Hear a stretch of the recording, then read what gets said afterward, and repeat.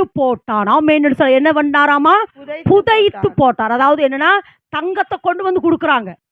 தங்கத்தை கொண்டு வந்து இப்போ ஒருத்தர் வந்து தங்கத்தை கொண்டு வந்து கொடுத்தாங்கன்னா, பழைய தங்கமா வந்து என்ன பண்ணியிருப்போம்? உருக்கி புதிய தங்கமா மாத்திருப்போம். பழைய கம்மல் தங்கத்தை என்ன செய்ய உருக்கி நம்ம கிட்ட கொடுத்துருந்தான். எப்படி? சரி, எங்கிட்ட கொடுத்துருந்தா. ஆனா இந்த இடத்துல வாசிக்கிறோம், யாக்கோபு எல்லாவற்றையும், அதாவது என்னன்னா, அந்நிய தெய்வத்தினுடைய எல்லா தங்கத்தையும் எல்லாம் எதுக்கு இதை சொல்றேன்னா, தேவனை சந்தித்துக்கு பின்பு அது எவ்வளவு விலையேற பெற்றதா இருந்தாலும் சரி, தேவன் அருவருக்கிற காரியத்தை நான் என்ன செய்யறேன்? புதைத்து போடுறேன். அதுதான் மெயின். யாக்கோபு இஸ்ரவேலாய் மாறினதற்கு புதைத்து போட வேண்டிய காரியங்களை யாக்கோபு என்ன செஞ்சானா? புதைத்து போட்டான். இன்னைக்கு நமக்குள்ள நிறைய காரியம் அப்பப்பொழுது எழும்புது. ஆமா, எடுக்க வேண்டாம், வேகமா மட்டும் சொல்லிடுறேன். எலியாவை தேவன் அழைத்த பொழுது ஒரு காரியம் செஞ்சார். சரி, எலிசாவே எலியா, நீ வந்து என்னோட பின்ன வா, அல்லது என்னோட கூட நீ வா அப்படின்னு சொல்லும் பொழுது ஒரு காரியத்தை செஞ்சார். யார் என்ன காரியத்தை செஞ்சார் சொல்லுங்க பார்க்கலாம்? அந்த ஏர் மாடு அதெல்லாம் எரித்து போட்டார். நீங்க வீட்டில் போய் வாசித்து பாருங்க. 1 ராஜாக்கள் 18-19 கடைசி நினைக்கிறேன். அவையெல்லாம் எரித்து போட்டுட்டு எலியா ஊழியத்துக்கு வந்தாரு.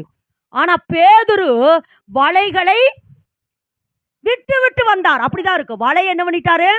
ஒருவேளை பேதுரு வலையை விட்டுட்டு, ஒருவேளை பேதுரு வலையை விட்டு விடாம எரித்து போட்டு வந்திருந்தாருன்னா, ஏசப்பா அப்படியே என்ன செய்யறாரு? அந்த சிலுவையில் அறையப்பட்டதுக்கு பின்பு பேதுரு மறுபடியும் வலைகளை எடுத்துட்டு போனானா?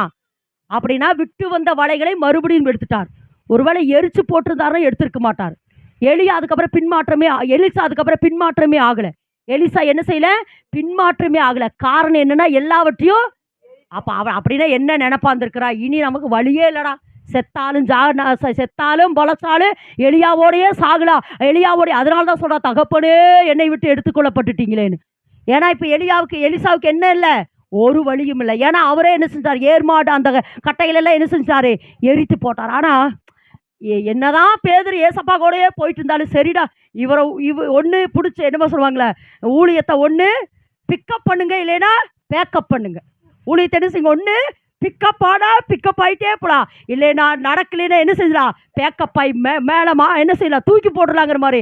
இவன் இந்த பேதுரு என்ன செஞ்சாருன்னா, போடா ஏசப்பா கூட போகலாம், அவர் நமக்கு வழி இல்லைனா விட்டு வந்த வலையை தேடிக்கலான்னு சொல்லுதான். அந்த வலையும் வா பேதுருவே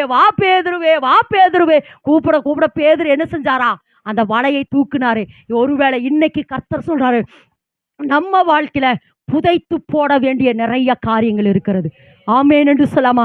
நிறைய நம்மளுடைய பெருமை, மேட்டிமை, அகங்காரம், கோபம் அப்பப்போ எழும்புது பாருங்க. அப்பப்போ எழும்புது. இது வேண்டான்னு சொன்னாலும் மறுபடியும் என்ன செய்தாமா? எழும்புது. அப்ப இன்னைக்கு கர்த்தர் என்ன சொல்றார்னா, யாக்கோபு என்ன செஞ்சா? இஸ்ரவேலாய் மாறினாருக்கு அடையாளமாக அவன் புதைத்து போட வேண்டியங்களை என்ன செஞ்சா? புதைத்து போட்டான்.